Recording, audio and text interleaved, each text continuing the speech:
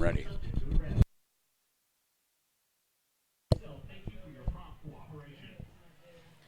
And good evening, ladies and gentlemen. Welcome to Legion Stadium in Wilmington, North Carolina for the United Soccer League's USL Pro match between the Wilmington Hammerheads and the Orlando City Soccer Club. I'm Chris Liebert. I'll be your host for this part of the match and all the duration that you're here with us this evening. It's a wonderful evening in the Port City in North Carolina for these two teams as the 2014-15 regular season is coming down to the end. Playoff spots, your Orlando City team that's visiting these Hammerheads are very, very in a great spot at first place. These Hammerheads are still playing to make the playoffs. Again, I'm Chris Liebert. I'll be your host this evening. With me, longtime friend Richard Broad. Richard, welcome to the telecast. Great to be here, Chris. Always good to work with you. Looking forward to a good game tonight.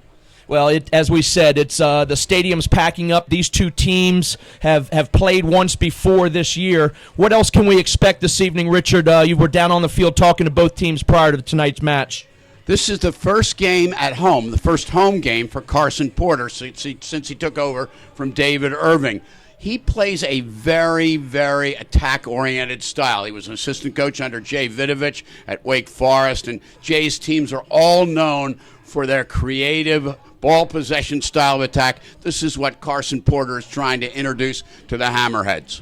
This is the fourth match and actually the first time, as Richard said, that Porter has been here, and the Wilmington Hammerhead fans, and it's such a great organization over the years in the USL, and they are just waiting to see what changes. There's a buzz about the team. They were out on the road for 3 games in California. Tough road trip, not only to go across the country, but to play 3 games in about 6 days, and that squad was able to pick up 4 points with a loss to start to Sacramento, who will be here on Saturday, but to pick up a win against the Orange County and a tie against the LA Galaxy too. So picking up some points, bringing back into the home stadium tonight. If you can go even on the road, play 500 on the road, and have a winning record at home, you've got a very good chance to make the playoffs. Well, these Hammerheads are fighting for the remaining 4 spots. The top 8 teams in the USL make the playoffs in this USL Pro League. As we said before, Orlando is sitting in the first place, but they're not finished yet with their work. They've got Sacramento and Richmond right behind them, so they are entering tonight's game with 55 points, and that coming from 17 wins, 3 losses, and 4 ties. The Hammerheads are in 10th with 30 points. Those are 7 wins, 7 losses, and 9 ties. One thing they're entering this game without Orlando tonight is Corey Herzog, and Wilmington fans are, of course, familiar with him. He played brilliantly for the Hammerheads a year ago. Corey Herzog is out for this game, the former Penn State star who came out early with Generation Adidas. He's a dangerous player, so they're going to look even more than they have before to Kevin Molino, the leading scorer in the league, to supply the production up top. Well, hopefully, again, Herzog is watching this telecast. A nice young man that was here in Wilmington for a year and was able to really bring a higher level of soccer to Wilmington. Again, this game is very important for the Hammerheads. Orlando is trying to take that regular season and get home field advantage all the way through the playoffs. So we'll take a look at tonight's lineups quickly for the Orlando City Soccer Club. Adrian Heath and his squad. In goal, number 1, Miguel Gallardo. His backs, Tyler Turner, Rob Valentino, Brad Russin, and Rafael Ramos. In the midfield, Aduma Umbenge. You have Darren Sirin and Estrella, Valdemiro Lamira, and Austin DeLuce to finish up. And 4 up top, number 15, Dennis Chin, and 18, as Richard said, the leading scorer, Kevin Molino, for the Hammerheads. A new goalkeeper, Brad Steven, number 23 jersey. His backs, Drew Ruggles, Christian Davidson, a local product for UNC Wilmington. The number 4 jersey, Ashani Fairclaw, and Troy Cole in the midfield, Brian Ackley. You have Sonny Jane and Corbin Bone in the 14 jersey. And a young player, he's only 19 years of age, number 21, Mark Anthony Kay. Ross Tomaselli, a local product here from Wake Forest as well. And another product up top, number 10, Cody Arnaud. We have a definite Wake Forest flavor here tonight. Not only did Carson Porter assist Jay Vidovich at Wake Forest, but Cody Arnaud played at Wake Forest. Ross Tomaselli just graduated from Wake Forest. And they've even got another Wake Forest guy, Austin DeLuz, playing on the other side of the field. So the Demon Deacons are very well represented in this game tonight. Well, it's going to be, again, exciting to see. We're going to take a quick break. It is Military Appreciation Night here at Legion Stadium, so we will take a quick break to hear our national anthem, and we'll be right back with you. Thank you for joining us on Wilmington Hammerheads on YouTube. Don't go anywhere. We'll be right back.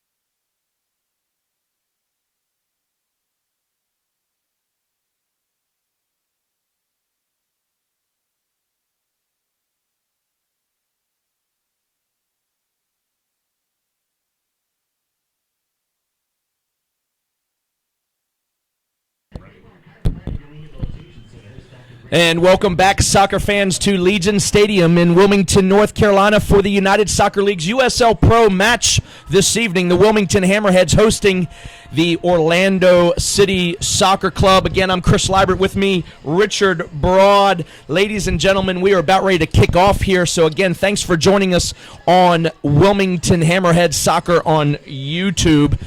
Tonight you'll be seeing the Orlando City Soccer Club, in an all-purple strip. The Wilmington Hammerheads will be in a Carolina white and blue striped jersey. blue shorts and the blue socks. So, Richard, we're about ready to get kickoff. A couple words here before we get started. Well, I think we're going to see a game as reflects Carson Porter's style. I expect fully that the Hammerheads will come out, will try to attack, try to take the game to Orlando, but this is a very, very formidable side. They only need a few points to clinch first place outright with several games to go in the season. They've been the dominant team in the league so far. I doubt they'll sit back, but I look for the Hammerheads to take control, to try to establish possession and play an aggressive attacking style game. The Hammerheads have been down to Orlando once this year, and we're on the bitter end of a 2-0 loss, but this totally, as sometimes the minor league version of teams in this league, they change, and there's a lot of new faces here in Wilmington.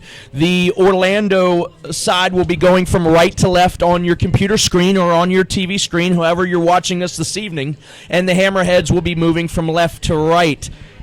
Temperatures are in the upper 80s. It's humid. This game played on an artificial turf, and we apologize for the football lines. This is a municipal stadium, and it's a narrow field here at Legion, so you'll see a lot of action up the middle, Richard. So it's going to be interesting to see how Orlando adapts to a narrow field.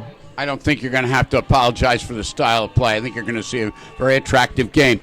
The Hammerheads throughout this season have had a very good defensive presence in the midfield with Tom Parrott and Paul Nicholson anchoring that down, but they haven't had as much attack. The recently added Corbin Bone should solve some of those problems, and they're going with Sonny Jane, not known for his defensive abilities, but a very dangerous one-on-one attacker playing underneath top striker Cody Arnaud. Well, we have the opening whistle from our center referee, Jeremy Smith.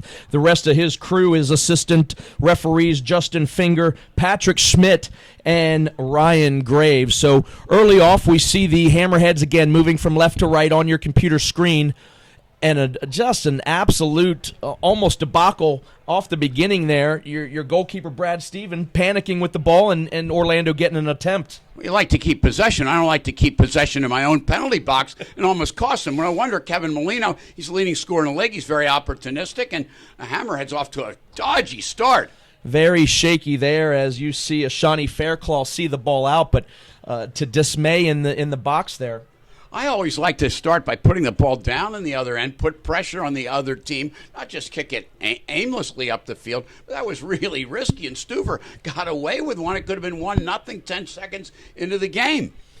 Well, we await here. We've Brad Stephen, again, a goalkeeper that has not been in Wilmington very long. Excuse me, it's Stuver. I had Brad Stephen written on my original sheet. I apologize to the young men there and quickly changed over there. So here's Orlando. First look at them with possession of the ball. Orlando is really excited having Valdimo Lemire in. He goes by the name Estrella. He's going to be the man running the midfield for Orlando City tonight. Here's Ramos and a goalkeeper, Stuver, well off his line there. Offside flag stays down on the far side as you see Dennis Chin making an attempt. Chin, again, Kevin Milano, the leading scorer for the league with 16 goals. And here's our first look at Gallardo. You see a slight change in the way the forwards are deployed. The Hammerheads will play with Cody Arnaud way up front in an attacking position, Sonny Jane underneath him. On the other hand, Orlando City will play with two strikers, Dennis Chin and Kevin Molino, playing in concert in the absence of Corey Herzog. Here's Ramos finding Molino all the way back in the midfield. Ruggles able to break up that attempt of a through ball, but turned over as Estrella starts again and heads back. Estrella very, very active. They want the ball on his feet, let him set the table for the forwards. Here's a turnover here, an opportunity for the Wilmington Hammerheads off the ball, and the Hammerheads are going to find the back of the net. That's Corbin Bone. Just in the 3rd minute of play, a turnover, just as I was about ready to say that Brad Russin had time on the ball and was a very effective player, turns it over, as we almost saw in the first bit of the game, and the Hammerheads capitalize on theirs. One of the 5 reasons why goals are allowed is attacking third repossessions. Early on, you saw nearly a catastrophic mistake with Stuver holding the ball too long. This time it's Sarin and Russin holding the ball too long, and the ball is simply stripped by Corbin Bone, takes it in one-on-one, lot of poise, slipping the ball past Gallardo, and the Hammerheads are up 1-0 3 minutes into the match. So you'll see that in the record books as a unassisted goal, but that assist really coming from Russin, and that's a hard start for Orlando. So good for the home crowd here. Wilmington Hammerheads again in the light blue and all strip blue shorts and socks. So they're up on the board 1-0 early on, and that certainly makes Carson Porter a little bit happier that this isn't going to be a blowout. Well, I don't think it's going to be a blowout either way, Chris, in this situation. One caution, sometimes you can score too early, it can come too easy, and I don't think there'll be any let up by the Hammerheads today, but that goal just came way too easy. Gift-wrap goal, giving the ball away on their own defensive third, Orlando allowing Wilmington to go on top. So we'll see our first call there. Orlando City with their first free kick of the evening in no danger spot, of course, being close to midfield. So here they are on attack here and in possession. And the Hammerheads will get a call back their way, almost in the same spot, just on the far side of the field. Interesting call that time. I thought Estrella was knocked down by Corbin Bone, but they awarded over to the Hammerheads. Corbin Bone, very interesting player, highly touted at Wake Forest, hasn't really found a home at the Major League Soccer level, but this might be a start of a renaissance in his career. Brilliant goal, showed a lot of poise taking that chance on the breakaway.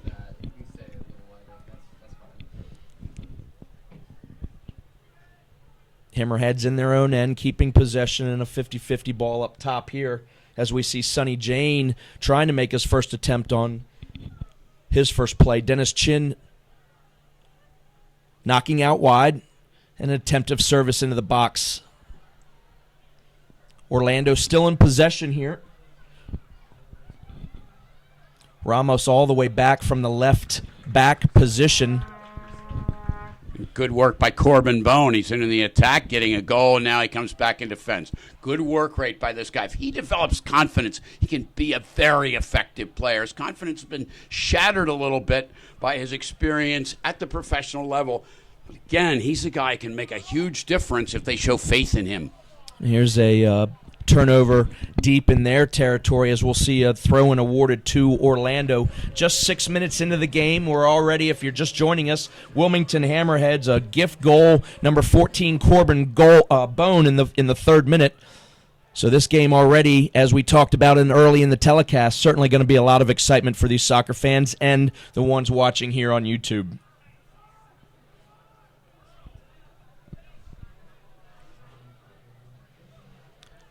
Hammerheads having problems getting out of this back quadrant here of their defense here. Orlando definitely causing problems with the front runners of Chin and Molino. I don't like one thing that's happened so far, Chris. The Hammerheads holding the ball in their own defensive third. You want to get it into the midfield, even the attacking third, then keep possession. You play too much in the back. Yes, you can stretch the defense, but you also run the risk of giving that ball away. Here's another look at Russin as he creeps across just at midfield. And Troy Cole sticking his foot in as Ross Tomaselli breaks that up, and the Hammerheads gain possession again deep in their end. Oh, I thought that was a well-played ball by Orno there. I didn't think he fouled him in any way. He got in and was a miss there with Russin, so I thought that was a call that shouldn't have been. Onside again is Chin. And attempted across as Stover comes out, and we'll see his first distribution of the evening. Chris, you mentioned the field. This is one of the more narrow fields in the league, and it closes down some of that space that fast forward, such as Dennis Chin and Kevin Molino would like to exploit for Orlando City.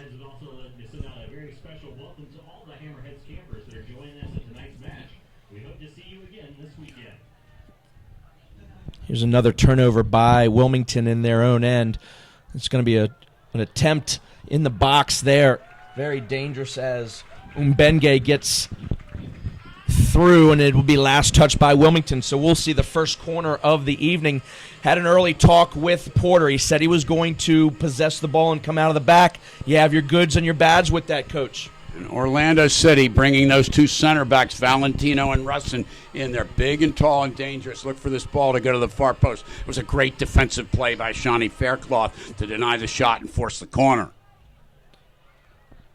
And the corner kick driven there to the near post and cleared off the line there by Arnaud. So will be another throw-in for Orlando. I was looking for that ball to go to the far post. They played it in the near post and didn't have a good result. So just again, they try to find Russin, try to find Valentino at the far post. There's a big size advantage for Orlando if they can play to one of those two.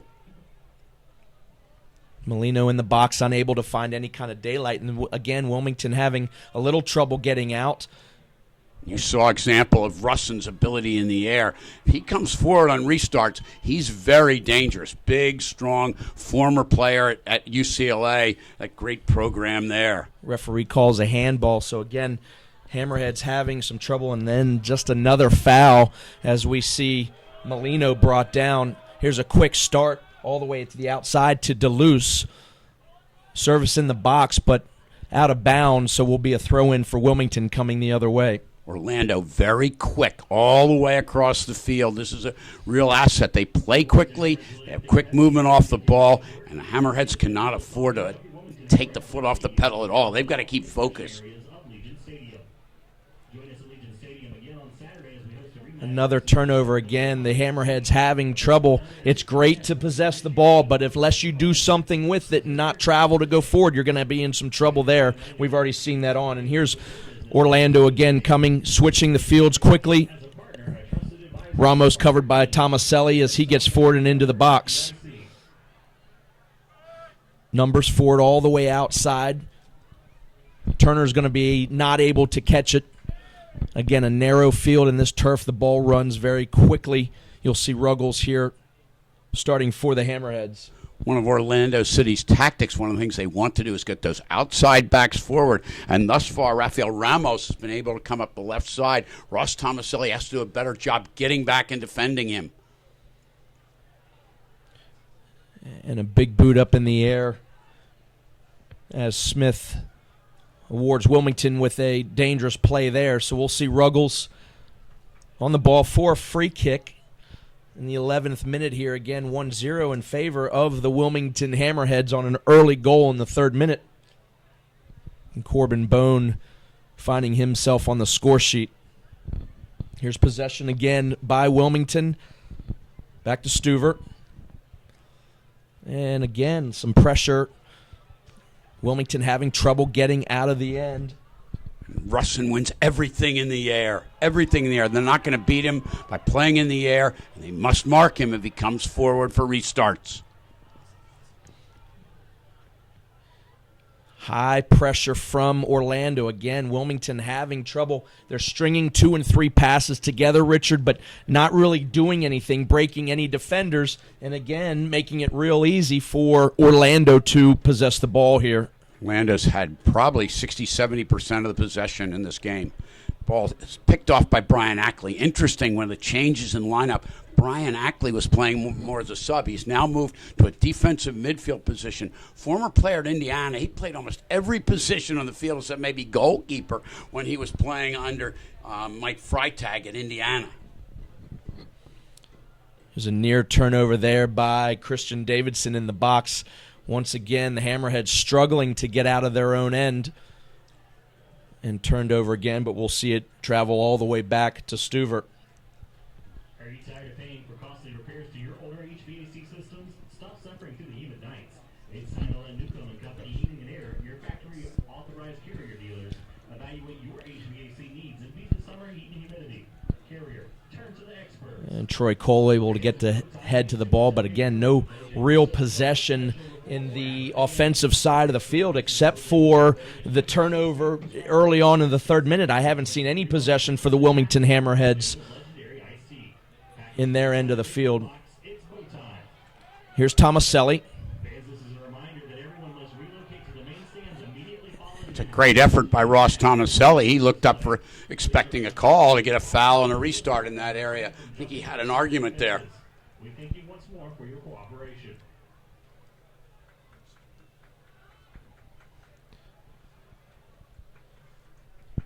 Searin finding Estrella and all the way over to the far side, and Turner.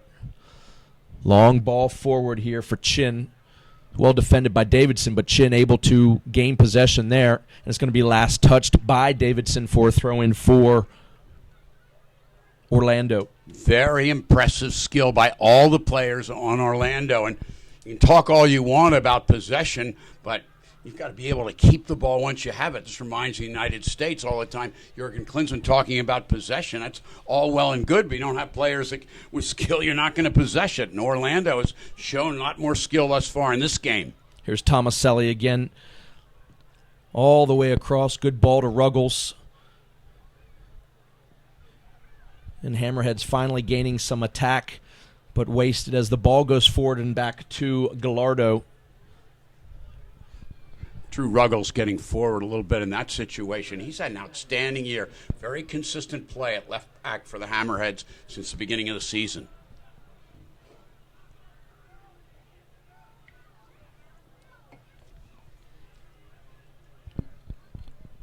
Valentino all the way back for Orlando, finding Gallardo as he patiently awaits to see what's in front of him in the distribution.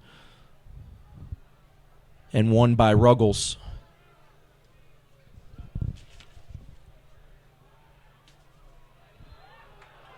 And an offside flag comes up here on this near side as Kay is offsides for Wilmington.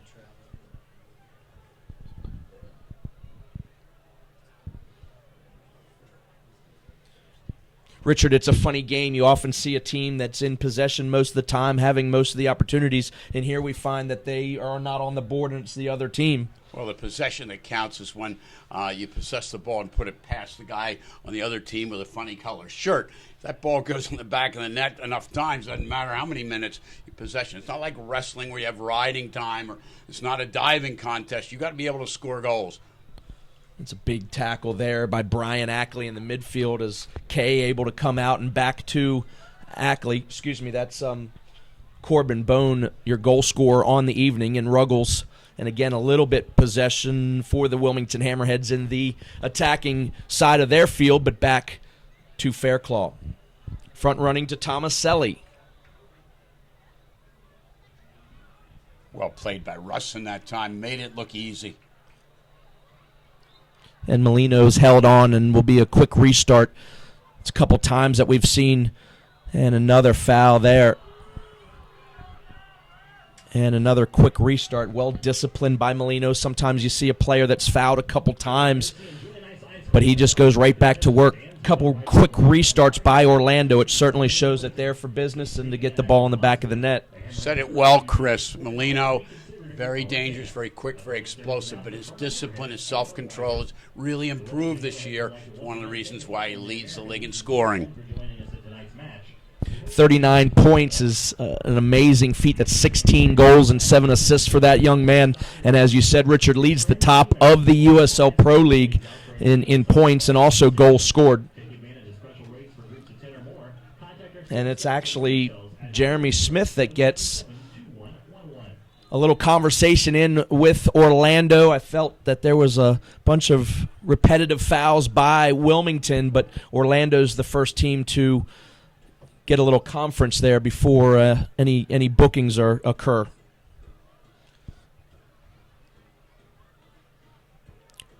Big clearance by Turner trying to find Molino up top. Well defended by Christian Davidson. He's been an anchor, a stalwart in the back for the Hammerheads all season long. Here's Tomaselli going to try to get an attempt, and there's another turnover. Gallardo has to do his best of efforts to clear that ball there. You almost see another turnover, as we saw in the 3rd minute of the Hammerheads' first goal. Ramos has been very effective coming forward, but if he comes forward and doesn't get back and doesn't give up the ball soon enough and gets dispossessed, he's not much help. The first responsibility of a defender is to defend. It's all well and good if you can come in and attack, but if you make defensive mistakes, they can't afford to have you on the pitch. Another foul there in favor of Orlando fans. Certainly feeling that one was a little touchy, of a touch foul of any of the sort, but a light foul. Haven't really seen anything of disaster as far as hardness of tackles. Just little touchy, grabby fouls here as Jeremy Smith is putting his stamp on the game. I don't know if I'm a big fan of that so early, Richard. Certainly you want to be able to have control, but it's been a little touchy foul thus far. Orlando's big and strong in the back. I don't think anybody wants to take any liberties with those two central defenders. Here's Orlando getting forward. Siren trying to find a service coming, but Stuver's actually there and easily able to collect the ball, and a big ball up front, and Arnaud's actually going to be able to turn around. And I think Sonny Jane would have been onside there. That far defender, and Turner was keeping him on. So a opportunity for Hammerheads that didn't just quite get through here. And we see Valentino for Orlando traveling forward. Wilmington will have the most effect in the attack by keeping the ball on the ground. Russin and Valentino, once again, are just big and strong and dominant in the air, but they're maybe not quite as quick, and a player like Cody Arnaud or even Sonny Jane from underneath can have some success running at the central defenders as well as the outside backs. Seeing some patience here by Orlando, but they are on the end of a 1-0 score this evening. All the way to this near side. Good touch by Ramos just at midfield. And broken up by Tomaselli. Here's Cole. Excellent work by Tomaselli. Cole had gotten forward. Ross Tomaselli, very disciplined, very smart player, knows to come back in, does the job defensively. He's a soccer junkie. Played right here locally at New Hanover High School for former owner of the Hammerheads, Al Pastor. Another distribution turned over there. Stuver's put the ball out a couple times. Again, we've talked about the narrowness of this field here, but he's got to do a better job of keeping his kicks in bounds here. So, again, you see Orlando with the ball. Coming out of the back is Ramos, trying to find up top of Chin and Molino. Cody Arnaud on by himself does a great job, but a turnover there by Ackley. That's Bone in the midfield turning the ball over. And we see Valentino able to start his team off again. Adrian Heath has put his stamp on this Orlando City team. You can tell they're well organized. They're big, they're strong, they're quick. He has Ian Fuller, former star at Clemson, as his assistant. I covered Ian when he was playing there at Clemson under Trevor Adair. He was an outstanding player, just got better and better, got a great work ethic, and he's had an influence on this team as well as Adrian Heath. Good job of finding Molino coming all the way back from the forward position here, as so many players are getting in front for Orlando. So Molino coming back and almost playing as a midfielder. And a ball cut off by Stuver. Good work again by Ashani Faircloth, getting back and covering, pushing forward Davidson in defense. Good understanding between Faircloth and Davidson, who have played together all year long in the center defense for Wilmington. Cody Arnaud just bouncing off Brad Russin like he ran into a truck. Here's Turner on the far side, back to Valentino, and all the way back to Gallardo. So 22 minutes played here in this first half of the match. The Wilmington Hammerheads and Orlando City Soccer Club in this United Soccer League's USL Pro game. Ramos all the way from the backside, able to keep it in, and he's on attack one-on-one with Troy Cole. Around the corner he goes, turns Cole, and a shot going to be taken, and well defended there by Stuver. So, honestly, other than the goal, a real first shot on goal that we've seen 23 minutes into this match. And a very dangerous one, though. Ramos is almost playing as a left wing, getting forward. Very, very challenging ball. Good play by Stuver. He's not been tested, as you say, Chris, until then. He had one ball in the air, but that's a nice save there.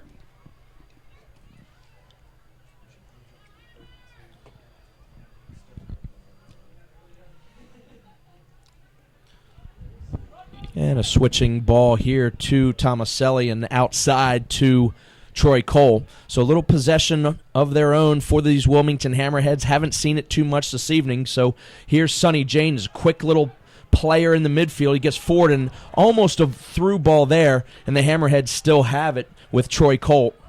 That's what Sonny Jane does so well. He runs at players and often feel that he's better when he can get out wide, but he can attack players from a central position. He can be very effective there as well.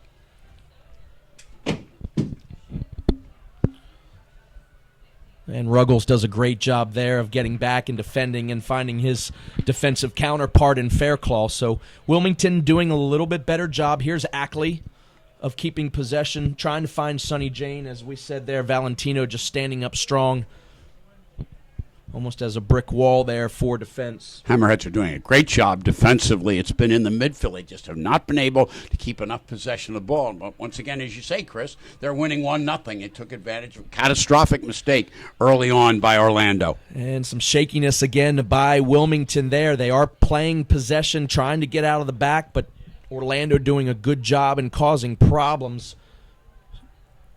Showing a little bit more composure now, as we see Bone for Wilmington. Corbin Bone's very good passer of the ball. If he gets time and space in the midfield, he'll find players in the attacking third. And a good ball outside. Going to find Kay getting into the box. He's going to have a strike, and it's going to be lofted a little bit. A good attempt to get across the top of the 18. He crosses his defender over, and a shot that you want to see on frame. All you have to do in those situations is make the goalkeeper move, and you'd like to see him. Sometimes these forwards or outside mids hit it just a little too hard, trying to ring the bell, as they would say at the carnival, trying to win that big prize. Well, it only counts if it's on the frame. One of the things we think of as wide players, wingers, often going down wide and getting in crosses, but sometimes they can be equally effective coming inside with the ball, as Mark Anthony Kay did that last time. Just got to control it, keep the shot under the bar, give his teammates a chance. But a good run at the defender coming inside with the ball. Shows some good example there of some close down speed by Ruggles as he defends and gets back, and he's awarded with a throw in for the Hammerheads. Drew Ruggles, just the paradigm of consistency at left back for Wilmington.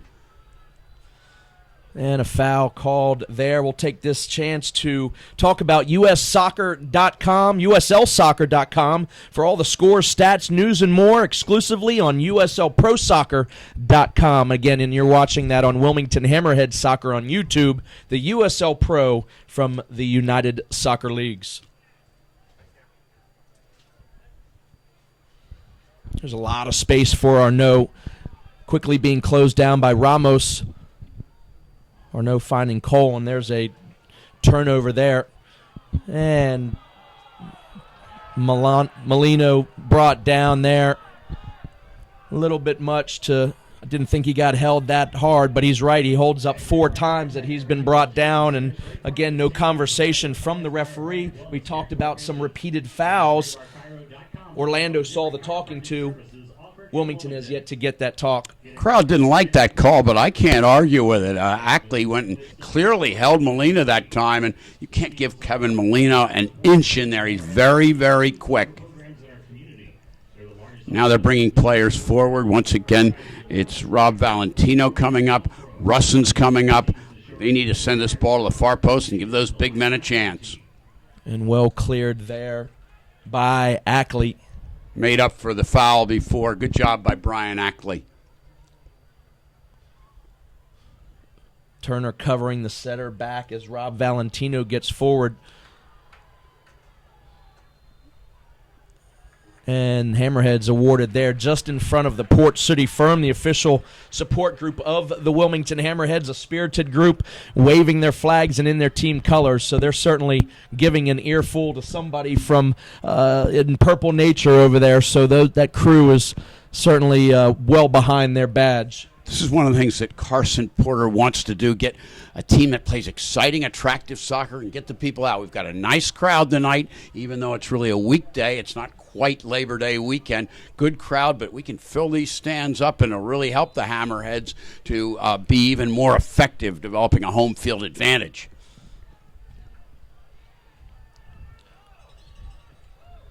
And that far side does look smaller on your computer screen or TV. That is the far side. The stadium side here on the press box where Richard and I are does span almost the length of the whole entire field, and it's almost full. So you get, if you're seeing from the TV side, that is the far side. And these Hammerhead fans have been faithful all the years that this team has been in the league, so it's good that there's a lot of good things going on with soccer in the Port City, especially with the affiliation with Toronto of the MLS. Gotten some good players out of Toronto to help the team. Roberts in the goal for a while. Once again, quick attack. Can't afford to give up that ball. And well defended there. Chin still on the ball for Orlando, finding Umbenge. And a attempted cross is deflected down, so we'll see another corner kick on this near side in the 29th minute for Orlando. They're down 1-0, so they're desperately trying to find the back of the net. One of the good things that's happening is for Wilmington is excellent defense. Once again, Shawnee Faircloth in perfect position to get that ball out. Here comes a corner, and they need to get this ball to the far post. There it is to the far post. You got a couple guys over there, and it's actually off of Davidson, well defended, not out of trouble yet until Ruggles gets there and clears. So not pretty that time by Drew Ruggles, but getting the ball out of play is critical. They must be listening to our telecast here. They have 3 Orlando players on that back post as you tell them, Richard, to get that ball there, and they did in that opportunity. Again, some big players, especially with Valentino coming up in the back from the back for Orlando. Hammerheads has some good players defensively who do a good job in the air. Certainly their 2 center backs, both Davidson and Faircloth. But at the same time, Russin and Valentino are just huge defenders. And when they get forward, they have an advantage. I'd play every ball to the far post if I was Orlando. You get a good look there on that end of the distribution from Stuver. You have Mark Anthony Kay, young man. He's only 19 years of age. Big, tall, lanky fellow. Haven't seen any incredible speed, but just his long legs getting stuck in there. And that was a good example there and a good clearance by Ruggles. So Orlando having a quick restart. A cross coming and being deflected off, and Stuver not able to get there. So we'll see a corner kick on the far side for this Orlando City Soccer Club in the 31st minute. Their squad being down 1-0 in this first half. Bengay with a corner. I look for him to play this ball. He's playing a left-footed in-swinger. Once again, they need to look to the far post. I see Drew Ruggles back there defending. He's also quite good in the air for the Hammerheads. He's marked up with Valentino there. And a little bit too far this time. We'll see if, and out of bounds, just off of Molino's foot, out of bounds. He did a very good job on a tight bit of real estate there to keep the ball in, but just over the sideline as the assistant referee whistles here as he stands at midfield looking all the way down. So the Hammerheads coming out again, trying to break the pressure of Orlando. And there's Ackley finding Ruggles to the far side. Ruggles to Bone.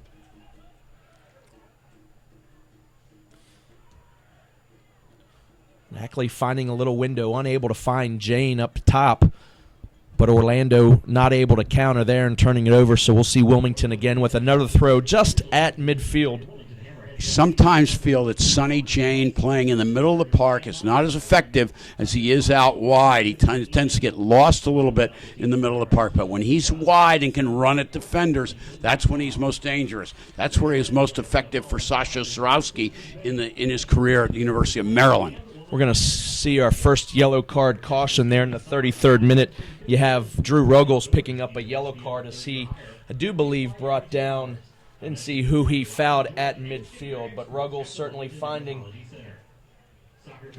center referee Jeremy Smith's book. First yellow card of this evening with this pace, with these two teams fighting, one for playoffs, one for regular season crown. It probably won't be the last yellow card that we see this evening. Well, we don't want to see too many. Hopefully we'll have a continued aggressive but clean game. Yeah, it's a iffy ball backwards headed by Tomaselli. He knows he's turned the ball over. There's going to be a shot taken from a good, almost 30 yards out there. More optimistic and sensible by Austin DeLuz that time.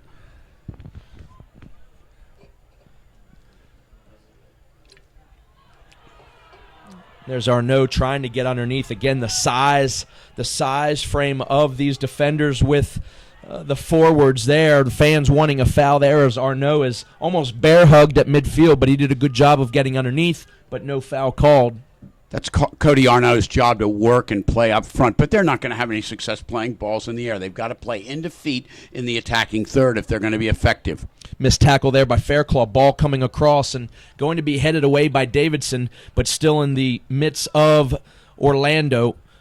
Ruggles there to clean up the loose ball in the box there, and a big ball trying to find again to Arnaud. He does a good job, gets a first touch, but there is Russin once again. Well played by Russin, did better on the ground that time, but he is a much better player in the air than on the ground. They want to find Cody Arnaud's feet, and they want to find the feet of Sonny Jane in underneath him. That's how the Hammerheads can be most effective, not with optimistic flighted balls into the defensive third. They'll just be eaten up by the Orlando defenders.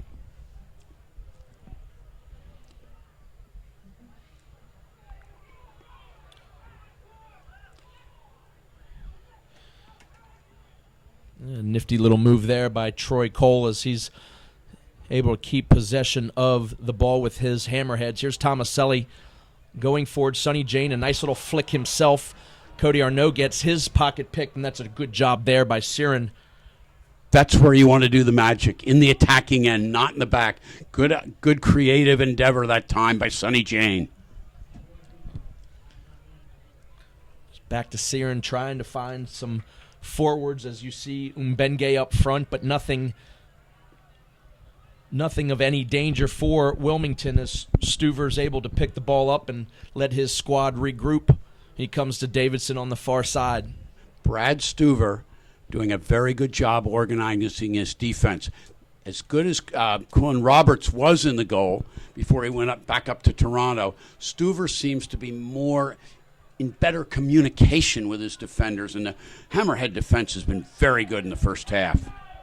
Here's Tomaselli and the Wilmington Hammerheads just a little too long on the ball there. You'd like to see Tomaselli, no man on call at all, and he turns the ball over, but good big tackle by Davidson, but out of bounds. So you'll see Orlando once again trying to find the seams to get one back from an early turnover in the 3rd minute on a goal by Corbin Bone and the Wilmington Hammerheads. Another turnover by Orlando. Sonny Jane on the ball just at midfield. He's quick, he's pacey. And Tomaselli waits for Troy Cole to come out of the back. Here's Jane again. Time to turn. A big, long ball up front to Kay. Kay's going to be able to bring it down. Turns the corner again and across the middle, but no one home.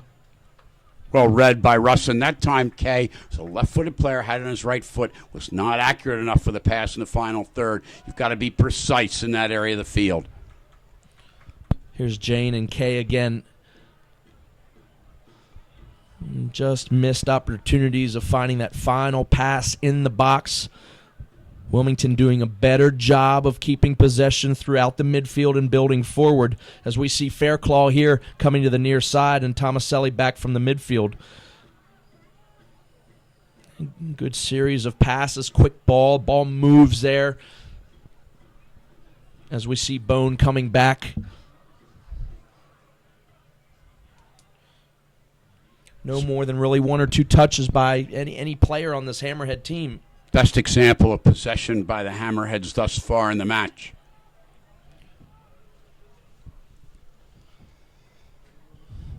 There's a big long ball up to Kay, and he does a good job to make play with it, but unable to bring it down. But Ruggles there once again, and off of Orlando, just at midfield as we see a throw in off of DeLuz there. The Hammerheads have caught Orlando at the right time. Missing Corey Herzog really hurts Orlando. He gives him that other dimension up top, and even though he hasn't scored like he did here, he is very effective in this field. Here's a shot going to be taken by Cody Arnaud, but into the back of Valentino there. Thought certainly he could play wide out, but he had an opportunity to see what was in front of him and take a shot there about 20 yards out. And another turnover there, and here's Ackley. And he's pushed off of the ball there, but shoulder to shoulder, I guess. The fans certainly wanted one, and the offside flag comes up as it's going to be called back. Chin is ahead of the defense. He doesn't think so, but he was definitely on the goal side of Fairclaw there. But foul or not there, Richard, up in this end here. Looks shoulder to shoulder, but it looked a little much leaning into his back there of Ackley. I think I would have awarded the foul. Brad Russin using a little too much of that massive body that time. Well, as many touch fouls as Wilmington has been called against for tonight, I certainly agree there. That might have been, again, and I'm not down there. I'm a good 75 yards up here, up in the air, but certainly it looked as if started a shoulder-to-shoulder challenge, which is legal in the game of football, as you know, but it looked as if it turned into a little bit to the backside of Ackley there. Here's a big, strong tackle just at midfield. Umbenge getting forward and taking a shot, but not on the mark. Certainly didn't have any kind of English on the ball. Good, well-struck ball there. That moves another yard one way. That's fine in the upper 90 in the side panel there, Coach. Once again, Ashani Faircloth coming out from his central defense position. Troy Cole very eager to get forward, sometimes too eager, and you can't allow players like Bengay or even Ramos to come forward and get in crosses and shots. That's been the area that Orlando has tried to exploit the Hammerheads. Down Orlando's left side, the Hammerheads right. Ramos there to cut that one off, and again, Umbenge there. Well broken up by Fairclaw, but Orlando having numbers in the midfield. Siren dances on the ball, holds it, and waits for Ramos to come. Ball originating with him at the 50-50 win at midfield. Here's Ramos. Far service. It's going to be a shot taken, and it's going to be a goal. It's going to be a goal. I thought the first one was in. Great save by Stuver there. He flicked it up. I thought it was in on the first time, but well followed there. I do believe that that's Tyler Turner, the right back, that's going to be credited with the goal. If I'm not mistaken, it's not Turner. It is a goal. I think it's the number 13 jersey. We'll see who. It might be Duluth that gets awarded for that goal there. It was, Chris. It was Austin Duluth coming from the right side, but it all started again from the left. We've been talking about it. Ramos getting forward, not enough pressure on the ball. He has a chance to serve the ball in. It's been too easy for Ramos to get down the left side. Cole has been caught out of position a few times. Ross Tomaselli tried to get back and defend, but Ramos does a great job creating space. Gets the ball to the far post, as we've discussed, and Austin Duluth right in the right spot. And we're going to be even probably going into halftime. Well, fans, you can visit the USL Pro fan page on Facebook.com/USL Pro. All the multimedia and the public game that we have here for the USL Pro on Facebook. Facebook.com/USL Pro. So 1-1 your score. The PA announcer hasn't even announced. I don't know if they actually know that it was Duluth. I don't think that there was any. And it was Duluth. The PA announcer finally getting it there, unassisted. But you want to give a lot of credit there to Ramos coming out and a great job of serving that ball from the left side. Very, very good getting forward is Ramos, and he served that ball to the far post, which means beyond the far post. A couple of crosses early on went right center goal. Easy for Stuver. This one extended him a little bit. He didn't catch it cleanly, and Austin Duluth was there to finish it.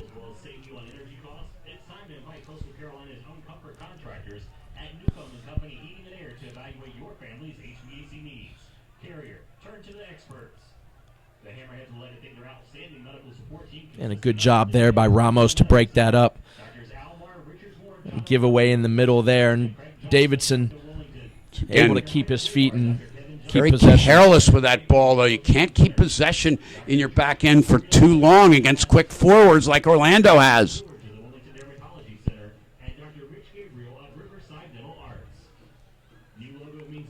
Here on the near side with Cole. Very tight in there, but able to come out. Tomaselli does a great job and given away by Bone at midfield. So here comes Orlando again. They want to get another goal before halftime. They feel that they perhaps have owned most of the possession of this game. They have owned most of the possession of the game, Chris, and it's been Sarin and Estrella in the middle of the park, keeping possession, allowing the outside backs, especially Ramos, to get forward. Ramos has played almost like a forward rather than a left back.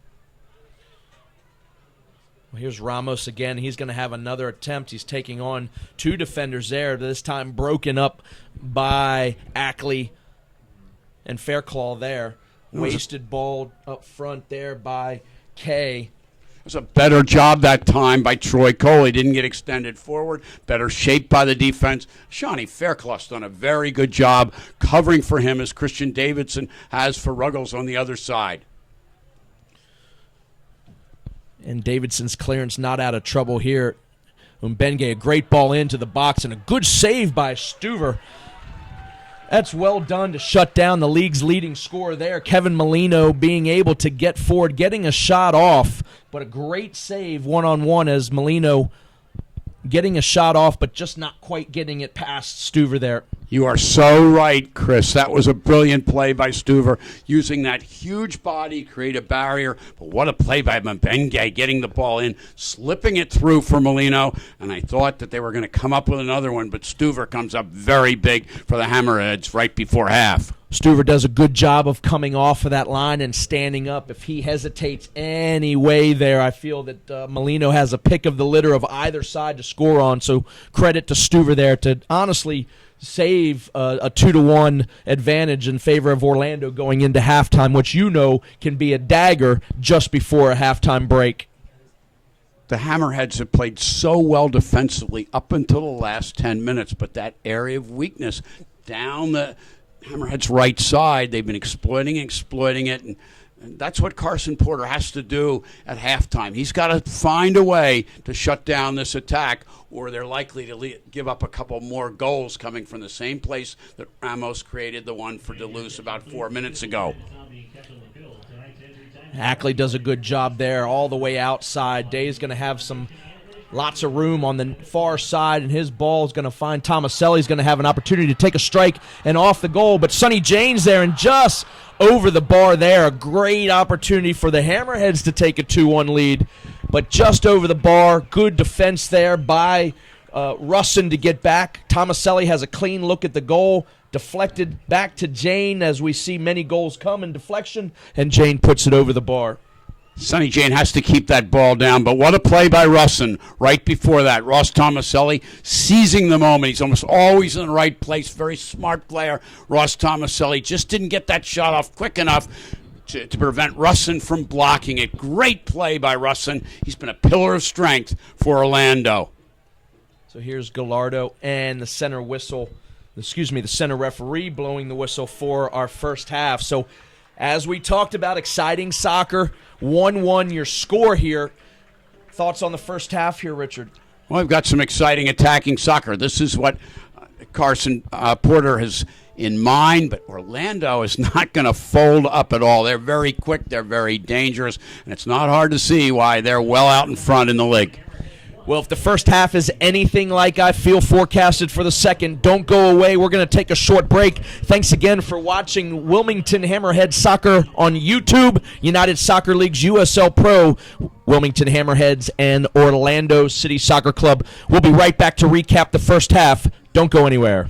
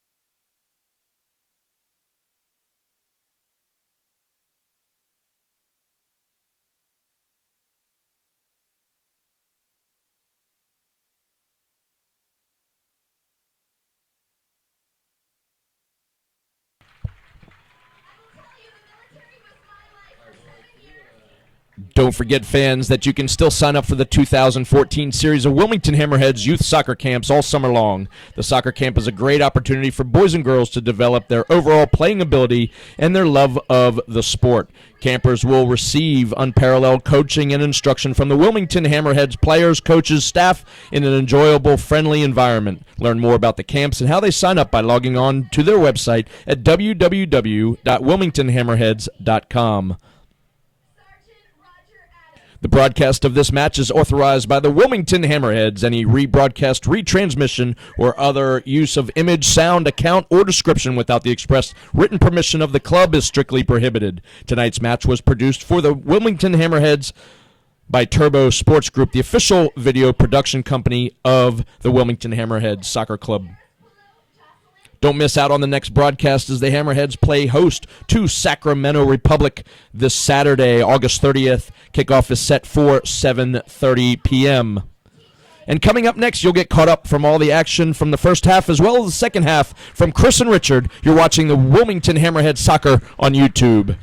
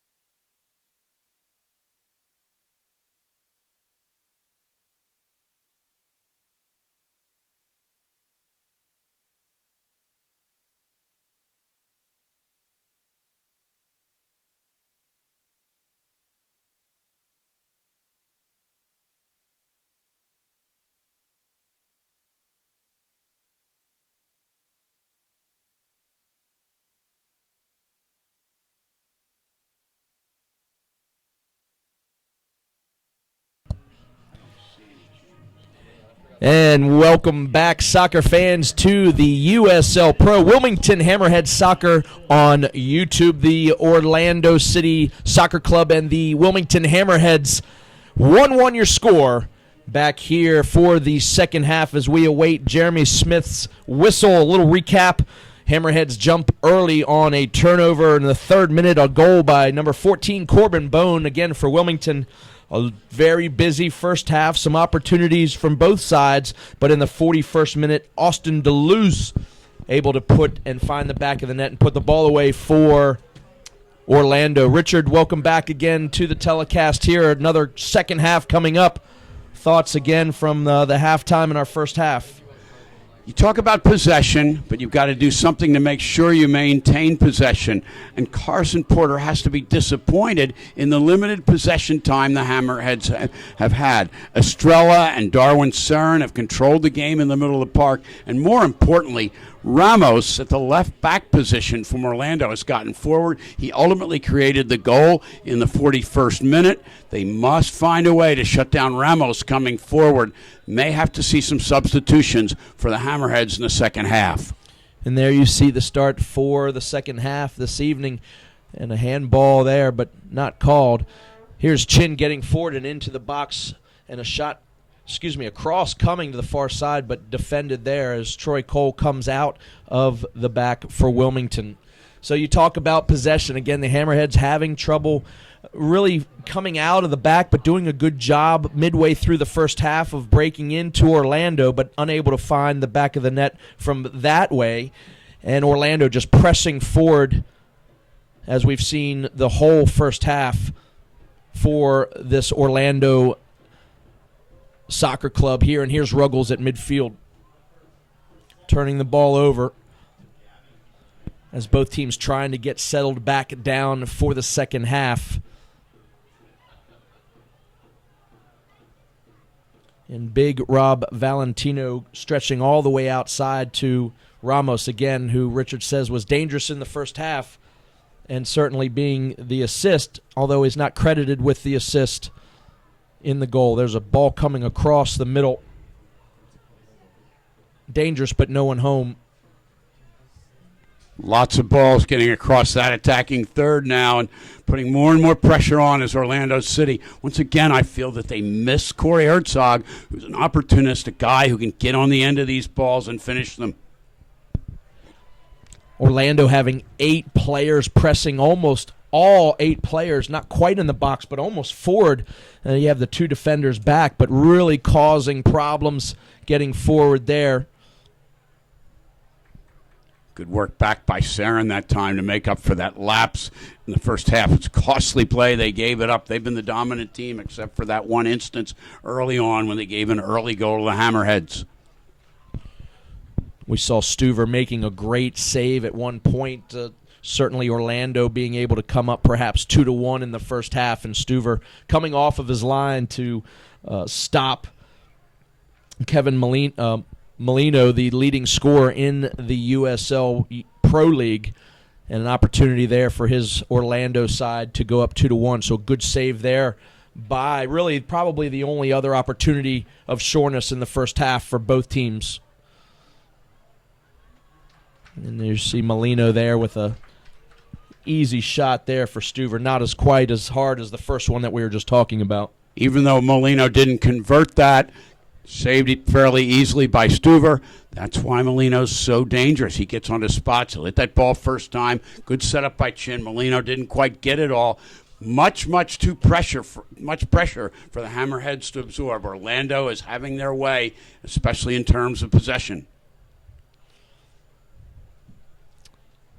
Out of bounds there, as we'll see a throw-in for Orlando. We talked about earlier in the broadcast that Orlando's sitting in first place in the table for the USL Pro, and these Hammerheads fighting to fight and find one of the last positions for the top 8 for the playoffs for this 2014-15 season.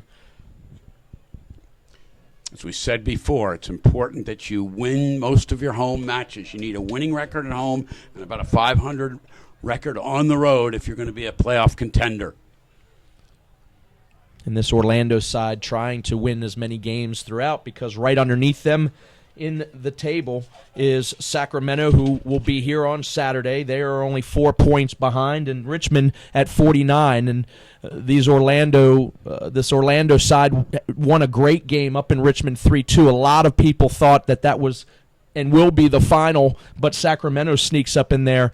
Richmond has to go to Orlando again, and again, Sacramento just in the table there. Here's Sonny James with a shot, and it's going to be a blister, but just off the side.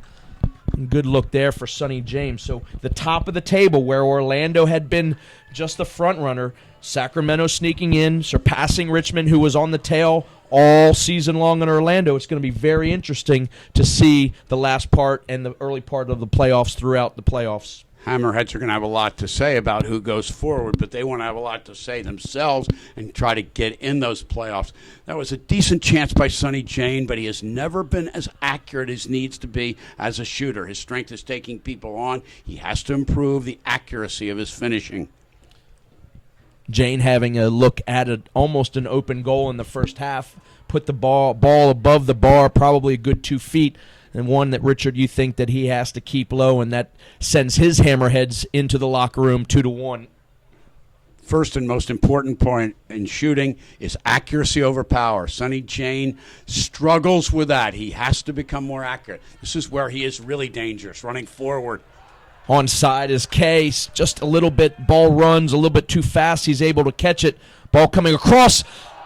And a shot taken there, a header. That's got to be finished. Jane has a wide look. He heads it down, but he almost heads it too far down. And he is not a very good header of the ball, as you saw right there. Sadly, the wrong man on the end of it. Sonny Jane supplies great energy for the team. He's a spark plug. He's a dynamite catalyst, but he is not a good finisher, and he's not obviously a good header of the ball. Good effort that time by Mark Anthony Kay. Should have had a better result. 2 open goal looks for Jane. So as much as this Orlando team has had the ball, Wilmington has had their opportunities to finish at least one of those to be on top here. Here's Cody Arnaud, knocked off the ball there. And these Hammerheads are the ones pressing forward in this second half. But here's the counterattack that can be oh so dangerous by Orlando.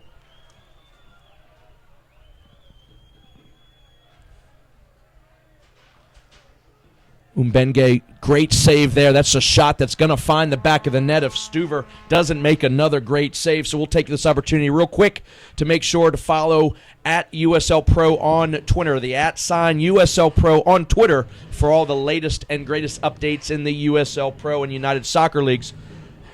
Opportunity there. Bengay taking the defender on, doing a nice job. Not much that Cole could do. He didn't have a lot of support. Bengay got the shot off another corner. This one driven in by Austin Deleuze from the left foot. Cleared off in the near post there. Shot going to be taken. Another great save.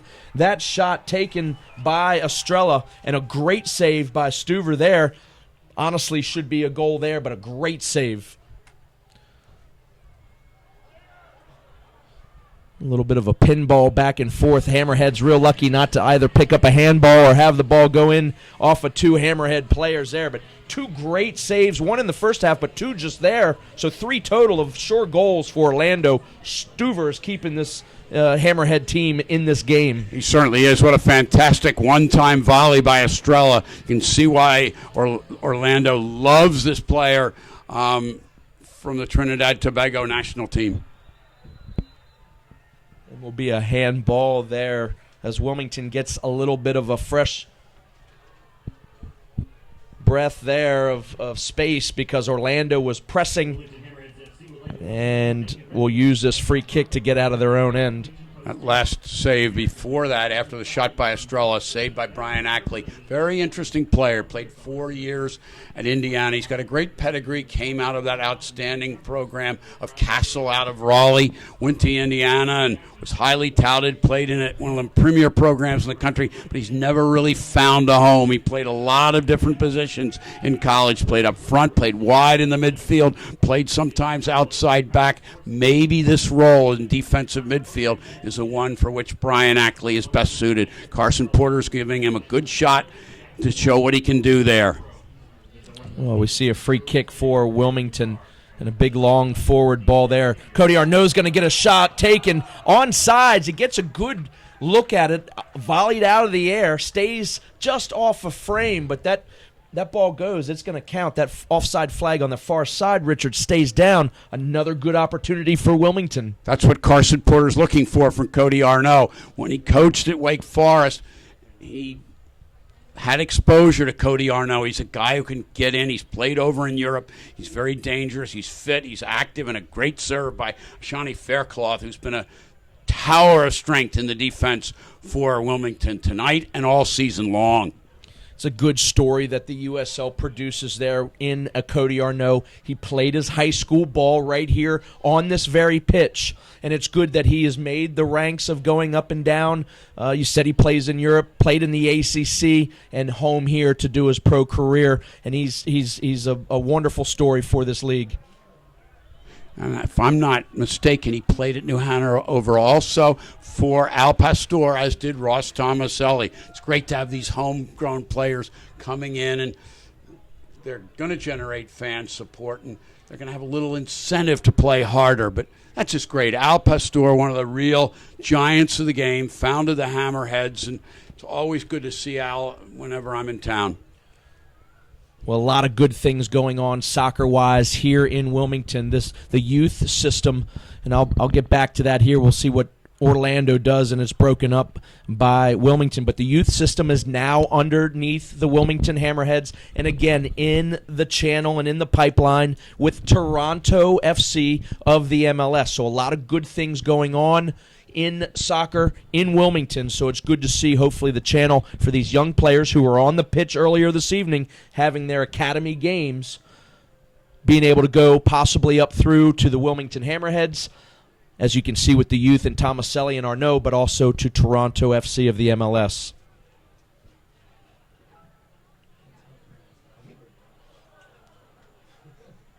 And Faircloth does a good job there on a mistake possibly that could be costly, as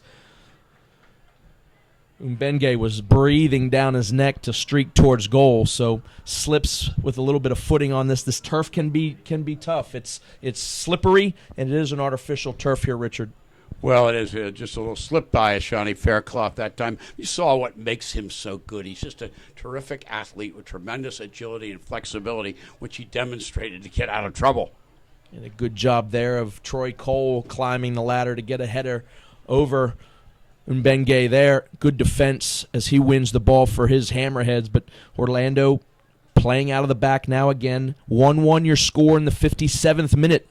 You're watching Wilmington Hammerheads soccer on YouTube. Another USL Pro match of the week. Exciting. It's been exciting thus far.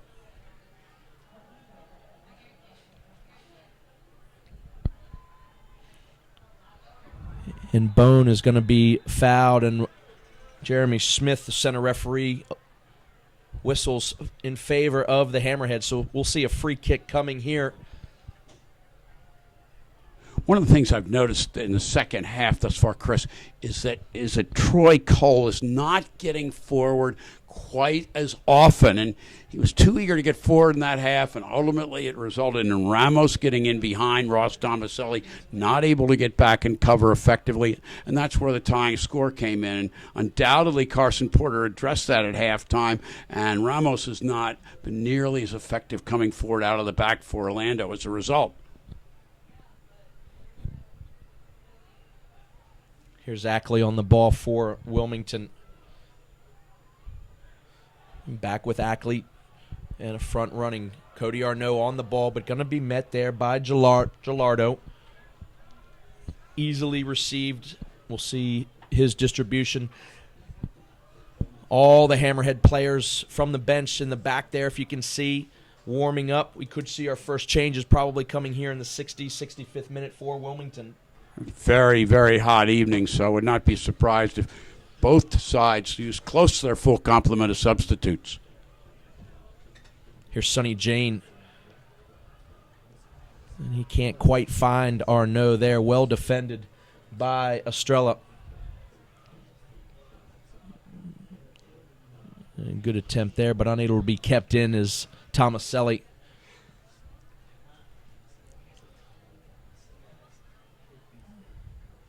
And a costly turnover here. Here's Kay. Slipping Jane. He's going to have an opportunity, but not quite able to find Kay back. I think certainly Sonny Jane needs to put that on his left foot, come outside a little bit away from the defense, and have a shot on goal there. And get rid of the ball quicker. You can't go against players like Russin and Valentino and give them time to recover. And that's a great save right off the line. That is an amazing save by Stuver. World-class save there. He's come up big time with 3 balls, and that's an opportunity that Orlando has to score, but what a save.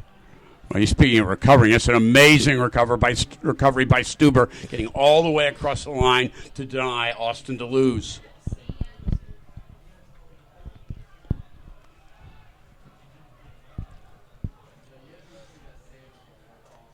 Wilmington Power Sports, your exclusive Polaris. I know that they have things on the YouTube for goals of the week, but that has to be the save of the season from any goalkeeper at any level. Certainly we had a great month of watching the World Cup. That's as good as anything that I've seen. Here's an opportunity. Kay's going to try to serve it. He should have a shot there, but Sonny Jane not sure what to do, but there is a goal by Kay. So Jane and Kay going back and forth, toying around with it, but they finally get it in the back of the net, and the Wilmington Hammerheads take that lead where it should have been the other way. Well, it could have very easily been the other way. That's why goalkeeping like Stuber turned in is so important. But on this goal down here, I thought that Kay should have taken the shot. He played the ball across the pitch, across the goal mouth, and Sonny Jane came up with it. Not a real goal scorer, so he looks back to the other side, goes back to Kay. He finishes 2-1 Wilmington. We may not be done yet. A lot of attacking soccer still to come. Well, I tell you what, certainly the price of admission for these fans here at Legion Stadium in North Carolina, but our fans watching us, I'm having a great time. It's ecstatic. It's great to see for the game of soccer, but what a great end-to-end action there. That's what this sports needs, but Wilmington Hammerheads capitalizing off of a great save by Stuver, and the Hammerheads take a 2-1 lead here in an awesome match.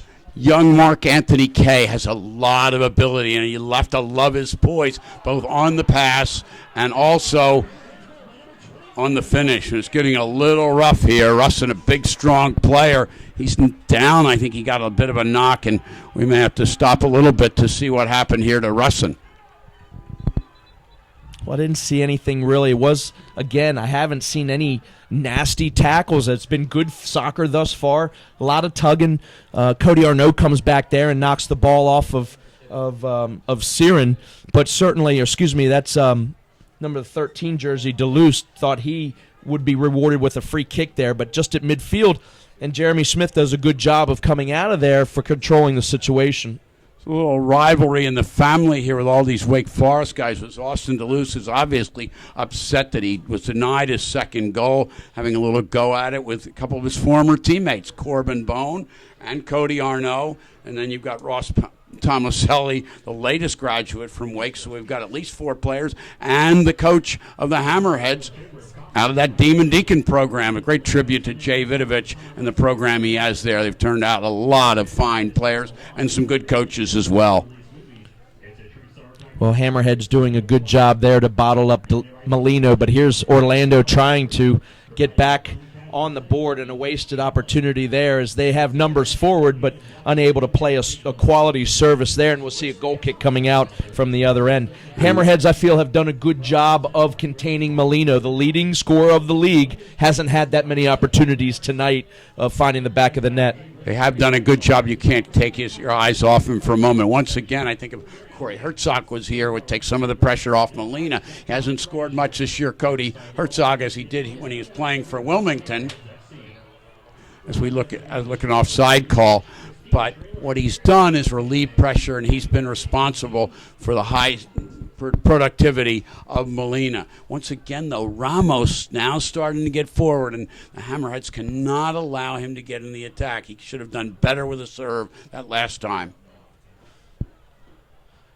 Umbenge playing a great ball and well defended there by Fairclaw. Fairclaw doesn't get on the end of that in a defensive manner. That's going to be a goal there for Molino. A great job by that young defender to save his side from another goal being put in the back of the net.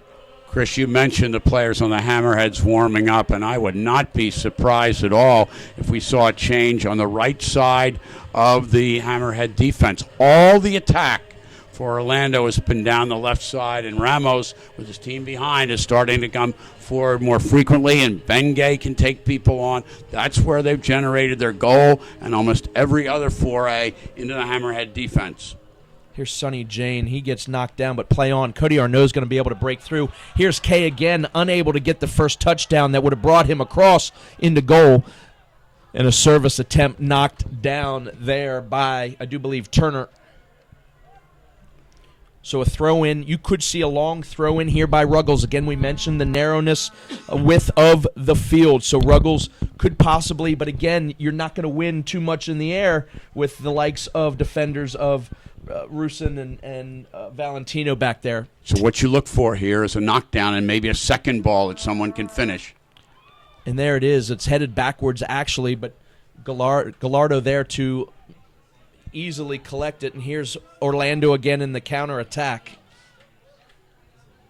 Once again, down the left side where they've been dangerous all night long. Siren to this near side. Here's Turner. And well defended there by Kay. Again, a young man that's really going to develop. He's only 19 years of age. He's one of the biggest players height-wise on the field. It's going to be interesting to see his career. Two very impressive young players going against each other. Tyler Turner at right back for Orlando, going a lot of times against Mark Anthony Kay for the Hammerheads.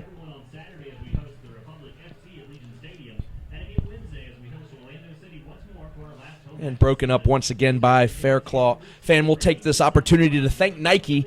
Nike, a proud sponsor of USL Pro. Follow @Nike Soccer on Twitter for all the latest Nike soccer information. That's what Sonny Jane does well. Runs with the ball, especially when he gets in wide positions.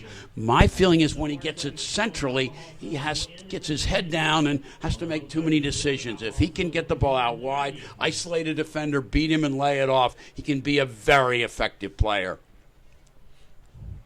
And a service coming into the box high up in the air. Here's going to be Kay's in and offside, and certainly he does get called for it. Gallardo leaves the ball and will get a fresh one as Kay looks as if he had took a swat to the face there. He drops down a little bit, and there's a player down for Orlando as well. I do believe it's the number 3 jersey, Brad Russin. It is Brad Russin, number 3. I didn't see what happened on that situation, Chris, but that guy is a warrior. He's physically strong, great pedigree out of UCLA. He's been a tower of strength, and this defense, this central defense for Orlando, has been one of the keys to their success all season long. Russin, Valentino in front of Miguel Gallardo in the goal. So the players head over to the sidelines. Not an official timeout, of course, in the game of soccer, so we will see some extra time added on at the end of this second half, but these players taking an opportunity to get hydrated. It's a hot, humid night. It is artificial turf. Certainly the sun's not out anymore, but it does hold some heat from the day, and there's not much air blowing. You see a little stiff breeze in favor of the Hammerheads at their back now, but again, opportunity for players to get hydrated and take a sip, which you don't see very often. As you point out, Chris, fitness is going to be a key factor in the last 20, 25 minutes of this match. You know, often when you're looking at maybe perhaps a more northern team, but both of us have been down for many of games all year, especially in this league in Florida. Orlando, this is weather that's type in Florida, and these Hammerheads are used to it as well, being in coastal North Carolina. So certainly two teams that are used to it, not seeing perhaps a northern team visit. So it's going to be exciting to see because I think they can manage this weather, both of them title fighting it out. And Adrian Heath and Ian Fuller have done an excellent job in getting this team fit and ready to go. But I think we will see some fresh legs coming on for both teams later in this half.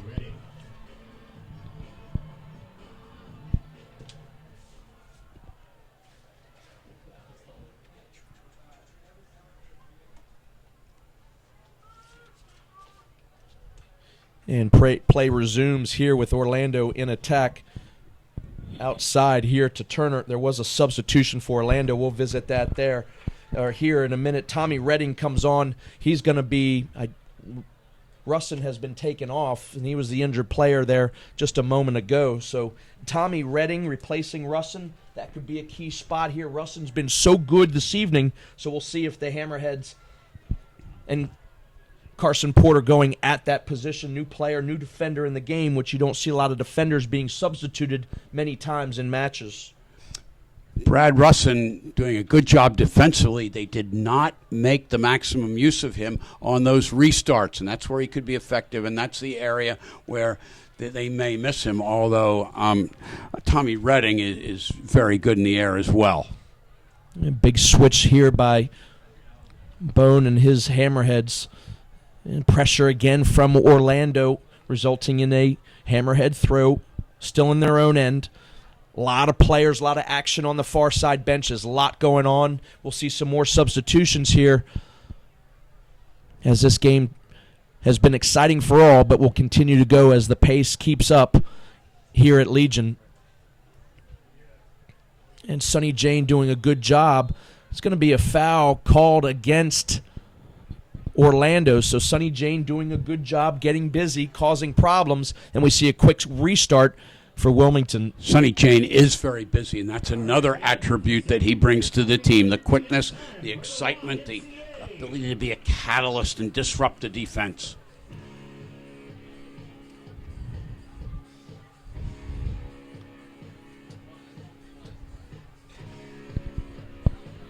And we're going to see a substitution here by both teams.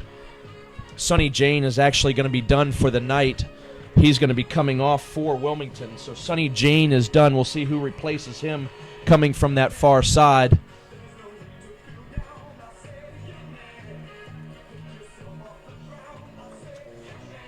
That's going to be Paul Nicholson coming back. And again, a midfield player. Paul Nicholson going to be covering for Sonny Jane. Not quite as a high attacking player. Paul Nicholson holding down the midfield for the last several years for Wilmington, a true player. This is a strategic substitution. Sonny Jane gives you a lot more in the attack. Paul Nicholson, more defensive-oriented player. Love the substitution. It shows that Carson Porter wants to preserve this one-goal lead with a more steady, reliable defensive presence. Orlando had put a substitution on as well. I didn't see who had come off. I do believe it's the number 9 jersey for Orlando to come on the pitch.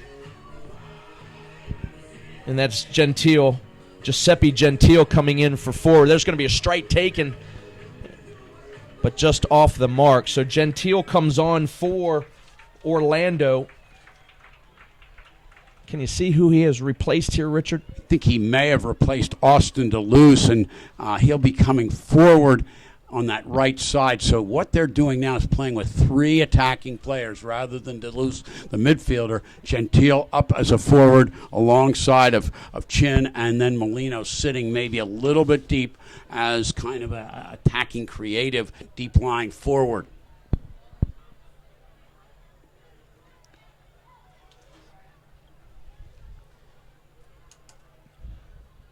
Substitutes can have an impact on the game, especially at this time.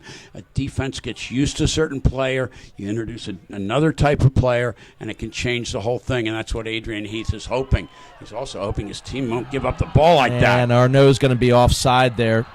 Wouldn't have counted anyhow. That far side flag was up, so the crowd thinking that they had a chance there. But going to be a yellow card caution issued to Arnaud there. Playing after the whistle, I would presume, but I don't think he heard it. I didn't think he knew that he was offside and the whistle had blown, so not quite sure if that's warranted there to yellow card the player.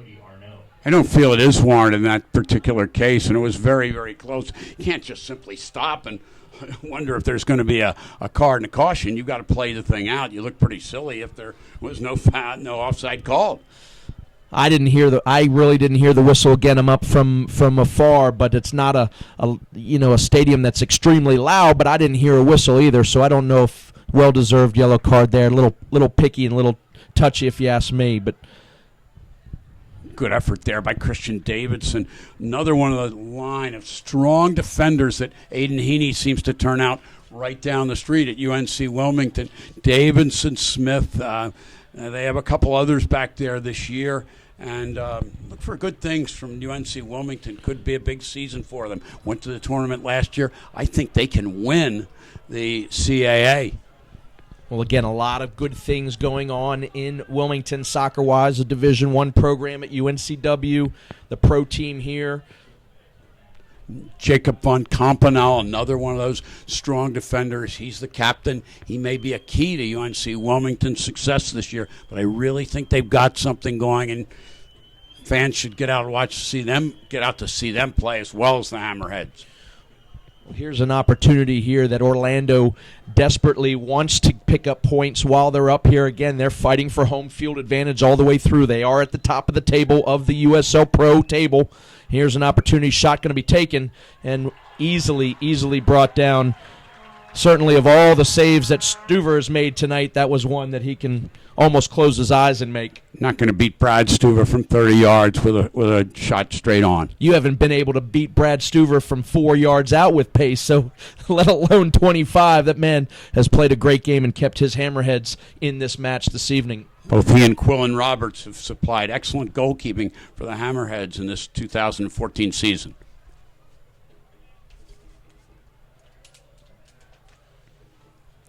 So 15 minutes left showing on the clock there. We'll see a few minutes. We've had goals, we've had substitutions, we've had an injury.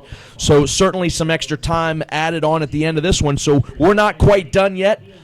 Again, we thank you for joining us on YouTube. Wilmington Hammerheads Soccer hosting Orlando City Soccer Club. A great match for fans, and again, much awaited excitement in the coaching change that this team has brought this evening. These fans are getting their show for tonight. Well worth the admission.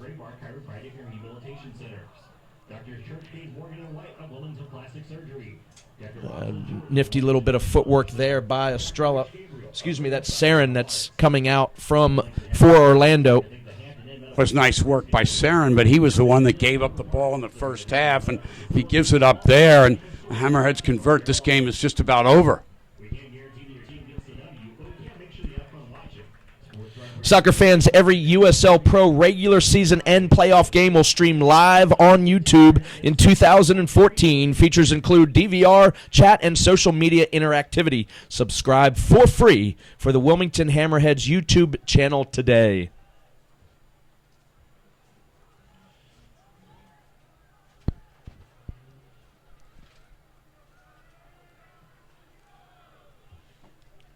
Here's a build-up coming on the near side. Turner not quite as effective of getting forward as we've seen Ramos on the other side. Very well closed down that time by Drew Ruggles. Orlando is much more effective attacking down the left side. Cole is not as good a straight-up defender as Ruggles. Ruggles on the far side tends to lose track of his man, and that's a bit of a problem. And Orlando's success has come down the left side with Ramos getting forward. See some more activity going on the Hammerhead bench. Porter has come off his bench, made a long walk down to see his next substitution coming on. So we'll see who that is coming, but certainly a substitution, probably defensively minded here in the waning moments of this game to protect this 2-1 and pick up points that the Hammerheads desperately need. Onside here, shot going to be taken and cleared off the line as Ruggles there. Offside will be called. It wouldn't have counted anyhow. A diving hockey almost save for Stuver. Pads out, ball down. He makes a great save and cleared off the line anyhow by Ruggles. Well, he's making a bid to be the man of the match, Brad Stuver, but what an effort by Drew Ruggles getting back. Looked like that ball was about to be fouled in by Chin. Ruggles back in, clears it. It was offside, but that's good work by Drew Ruggles, and sometimes players just giving that extra effort is so important, can be the difference in a close game like this. So Hammerhead's able to catch their breath. That certainly was a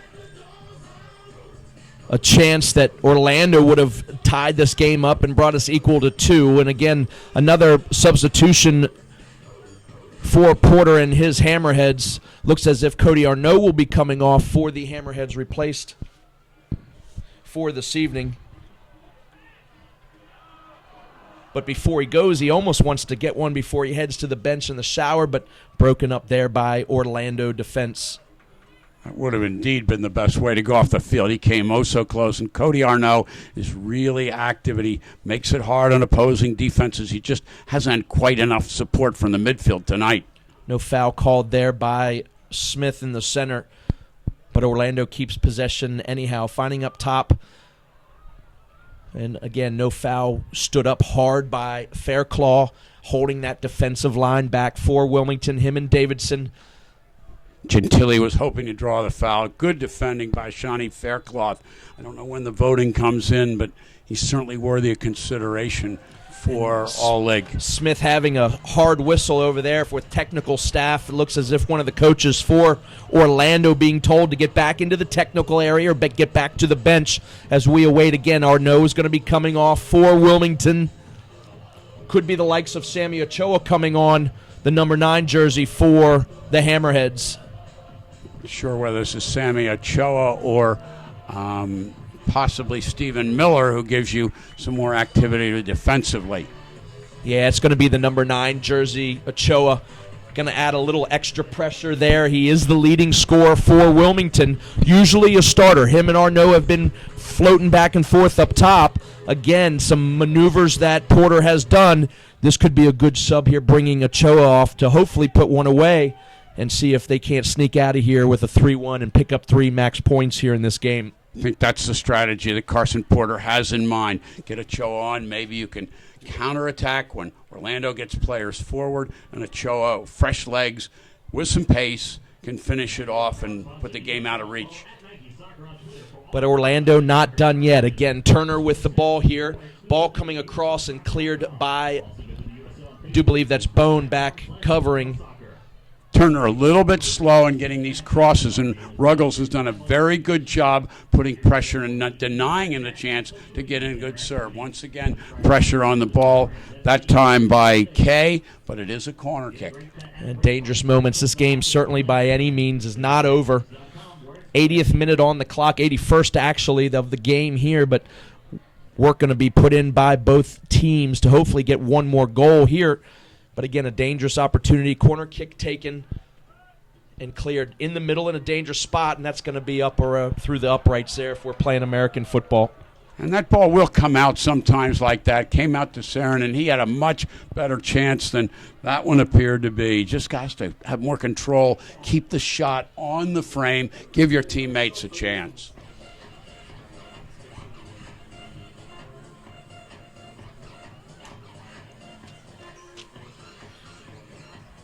I do believe that this is the only other game being played in the USL Pro tonight, so if this result stands up, Wilmington would pick up 3 points. That would move them to 33. That would move them just below City Islanders, ahead of 1, 2, 3 other teams. So again, Hammerheads still alive in the playoff hunt, desperately needing these points to stay in that race for this 2014-15 playoffs. This would be a big victory for another reason. It shows the team that they can beat the top clubs, especially in their home park. You need to get these results at home. This would be a fantastic win if they can hold on for the last 8, 9, 10 minutes. This win would move the Hammerheads into that 7th of 8 spots. So very important. Hammerheads do still have some games in hand. They've only played 23, I do believe, 24 games. 23. I was right on the first time. A lot of the teams above them in the table at 25, 26, so a few games in hand. But those games in hands are against Orlando, Sacramento, and 2 road games. But very tough part of the season for Wilmington coming up. But it would be a great win, as you said, tonight against this powerhouse at the top of the league.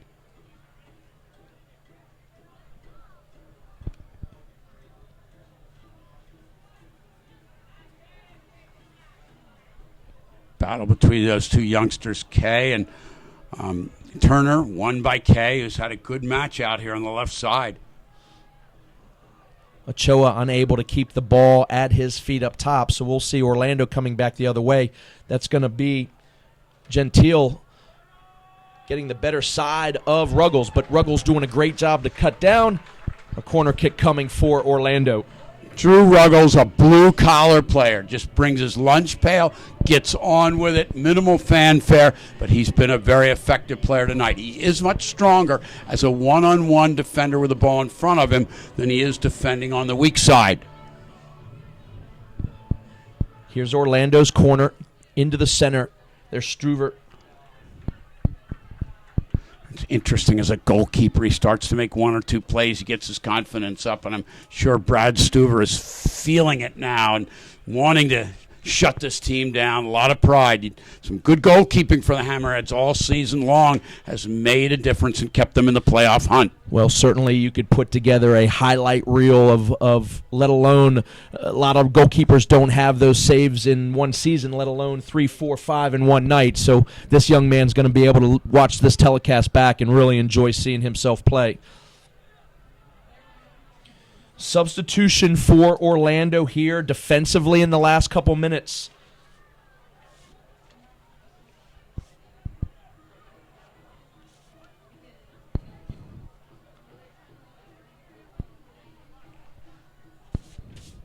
Trying to see who has come on. I do believe it could be Jean-Jacques, I do believe, on that far side.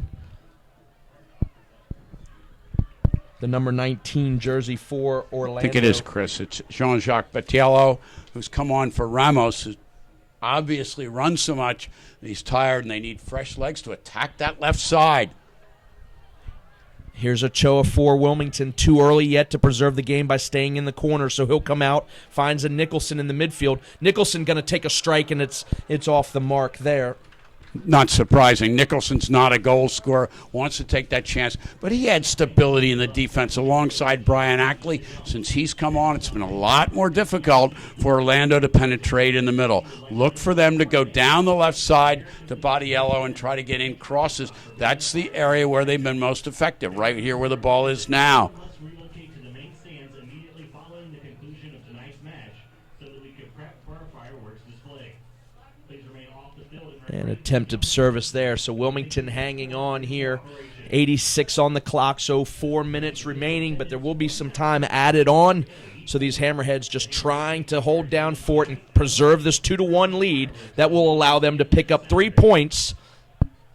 And a foul there as Jeremy Smith allows or gets the Hammerheads off the hook there so they can take a little time. Again, you're going to see the Hammerheads preserving every single ball by walking to it, not in any hurry to get this game going. It's a mark of team with experience and maturity is that they can play out the game. They don't panic and they kill the game off. That last time I was impressed with the defense of Troy Cole, starting to pressurize and not allowing the service coming in from the left. And Cole is staying back, keeping Tomaselli in front of him. Much better shape for the Wilmington Hammerhead defense. Well, coming down that left side again there. So here's a break for Wilmington to get forward. We'll see if they take a little bit more time out of the clock by dumping into the corner, getting forward, and taking some air out of this. So sloppy play there. They didn't get any opportunity to take air out and take time to manage this clock. And here comes Orlando again. They are able to get organized, keep the defensive shape, and win balls like that with Christian Davidson. Siren back to Estrella and all the way outside again. Here's that left side we're talking about. Dangerous, not covered. Ball whipped into the box. Well defended there by Nicholson. But that time Cole did not get out, and the service was put in once again. You can't allow these players from Orlando to keep serving the ball down that left flank. Interesting. Ramos has been moved over to this right side here. And Ruggles getting forward, still staying with the ball, and he's going to be whistled for a foul. And Ramos is going to pick up a yellow card. He's been in the face a couple times of Jeremy Smith, the center referee. So in the 88th minute, he better watch himself here. He's getting a little too much. He's already got the yellow card here. So number 5 for Orlando, Ramos. And I think he might be walking.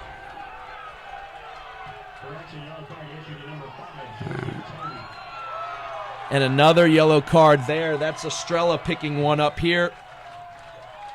I tell you, I think Ramos did enough there. He's lucky to be staying in this match this evening. Well, it looked to me like that was a second yellow card to Ramos, which would send him off. But what they've done here, Orlando, is they've taken Turner, the young player, off and put Ramos over to the right side so he can attack down this flank, hopefully as effectively as he was down the left. But he's not going to be able to attack down either flank if he gets sent off. He has to control his emotions. Very, very fortunate not to be sent off. The official has given a lot of latitude on fouls today. Well, certainly more time here, but it's been Orlando that's wasting it, so you wonder if it's going to be added on in favor of Wilmington or if the referee just keeps it as if it was the substitution and the goals and don't reward Orlando for having that. But down in the corner again, you see the maintenance of this, so it'll be very interesting to see how much Smith puts up on the digiboard on that far side with that fourth official. Would be apt to think there are 3 or 4 minutes of injury time to be added. Anything more than 3 or 4, Richard, I think he's gone to add more time for that little scuffle there, which plays in the favor of Orlando. I don't feel that they should be deserved there. Crafty little play there forward. Kay should take in the corner and stay home and put away, but he tries it. He should stay in the corner there. Again, a 19-year-old not having intelligence to kill the clock, and here comes down the left side again for Orlando. Attribute that to youth. Better to take that ball in the corner, run the timeout. Why give that ball up so easily? And Porter asking the fourth official what is it going to be, and that's all the way back here too. And 4 minutes, Richard, has been put up by the fourth official on that far side. Ryan Graves, the fourth official of this evening. So 4 more minutes, and I don't think that this night is done. So it's going to be very interesting to see what Orlando does to push everyone forward. What they're starting to do is play balls up from the midfield into the box, and Stuver's going to eat these balls up, and the defenders, Faircloth and Davidson, are very good in the air. They need to get the ball wide and get in service. That's why they put Ramos out on the right side and brought Battiello in on the left. Here's Troy Cole again in defense against Mbenge, but Mbenge runs out of sideline and is going to be a throw-in for Wilmington. As you mentioned early on, Chris, it's a narrow field, and it does favor the Hammerheads' compactness in their defense. Orlando likes to stretch it, get in serves. They're denied a little bit of territory, and it has made a difference tonight. And here's Ramos finding forward there. Davidson in defense. Gentile for Orlando. Well defended there by Fairclaw, and Ruggles able to keep it in bounds and get forward. We'll see what he does here to keep going forward and knock it into the corner. And out of bounds. So you should see this throw in, get down in the corner and take some more time. Ruggles should leave the ball here, leave it alone, and get forward. I think it'd be better for Drew Ruggles to fire that ball down in the corner and then come back and defend, and that's exactly what he's doing. Drew Ruggles gets my nomination for unsung hero tonight. He's had an outstanding game. Got a little bit burned on some of those crosses, but he's been very good as a 1v1 defender. And Ruggles sneaking in there. Nicholson and a ball finding. We'll see if Kay has been talked to in any way. He gets a ball across the middle onside, and Hammerheads find the back of the net, and flag stays down. Kay wants to get a goal. He finds Arnaud. 3-1 Hammerheads, and that's all that Carson Porter needs with his Wilmington Hammerheads. That should be the end of the match. Well, we wanted to see what he learned tonight, and he pretty could have run out some time by taking to the corner, but that's a lot better than time to get that ball across. And Ochoa finishing off that ball laid in by Kay. Young man with a lot of talent, and if he can use it effectively, he can be a big weapon for Carson Porter and the Hammerheads coming down the stretch. Great effort by Kay, finished off by Ochoa, and it's going to be a big victory for Wilmington tonight. Again, these points moving Wilmington up into a spot that will allow them to be participating in the playoffs. Again, the top 8 teams of the USL Pro table, and the Hammerheads should hold on here to pick up max points. And what a statement by an early decision or a young coaching staff, not in age, but being with this club here and picking up points for the Wilmington Hammerheads. And Carson Porter doing a great job to bring some excitement back here to Wilmington.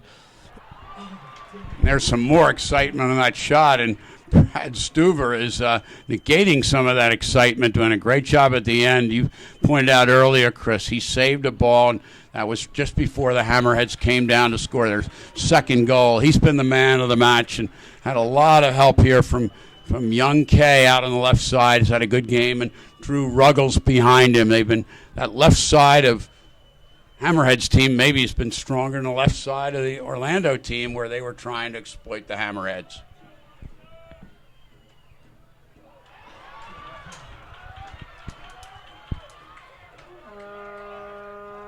And I believe I made a mistake. It was Ochoa that gets that goal. I was looking at the yellow shoes that Arnaud had, and I'd forgotten that he had been substituted. But I apologize to Sammy Ochoa for burying that goal. The number 9 jersey, the late substitution by Carson Porter.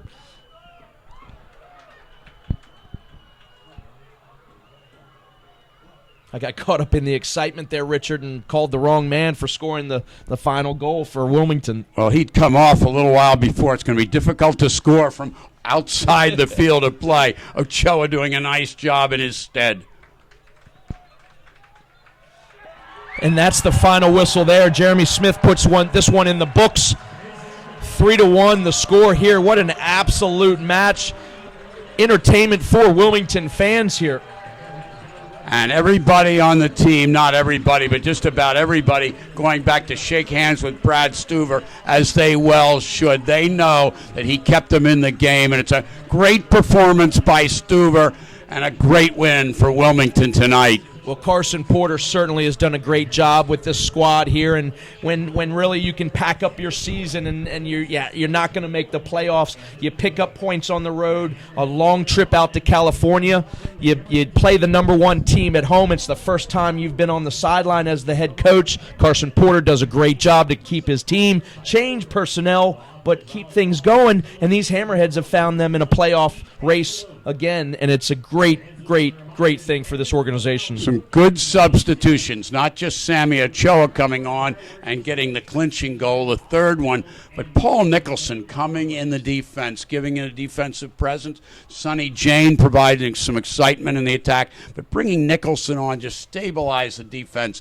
in the last 15 minutes. I love that substitution by Carson Porter. So an early goal by Wilmington in the 3rd minute by Corbin Bone in 3rd minute off of a turnover in the back, a mistake by the defense. 1-0 goes Wilmington, and then that's tied up in just before halftime. Austin DeLuce for Orlando brings it at 1-1 in the 61st minute. The young one, Kay, by assist off of Jane, and then a late goal off an assist by Kay to Ochoa to put this away 3-1. Very, very exciting. Lots of goals for these fans and a good match. Well, it was, and if the end of the season the Hammerheads make the playoffs, this is the game we can point to as the difference maker. Well, this team will be back, I do believe, on September 3rd. Orlando will be coming. They're still fighting to pick up points to be home field advantage all the way through. Not going to be an easy road for either team, but it shows that the Wilmington Hammerheads can play with anyone in this USL Pro. They've had good results against Richmond, top of the table. Okay, they drop one on the road against Sacramento. We'll see Saturday night what they can do against them, and then they've proven that they can play against Orlando. Well, this is a big win. You can tell from the crowd's excitement as the team goes and salutes the crowd and sledge down in the front, egging them on, and a lot of spirit, a lot of fight. They have 2 more home games coming up. If they can win both of them, they'll be in great shape. Well, fans, again, thank you for joining us on USL Pro on YouTube, Wilmington Hammerheads Soccer. We're going to have to say goodnight. We could talk all night. It's just so exciting for all these fans of the sport, but also the Hammerheads to pick up 3 points against a game that everyone thought would be absolutely a dead end against the number 1 team in Orlando. So join us Saturday night here, Wilmington Hammerheads Soccer on YouTube. For Richard Broad, I'm Chris Liebert. Thanks and have a great night.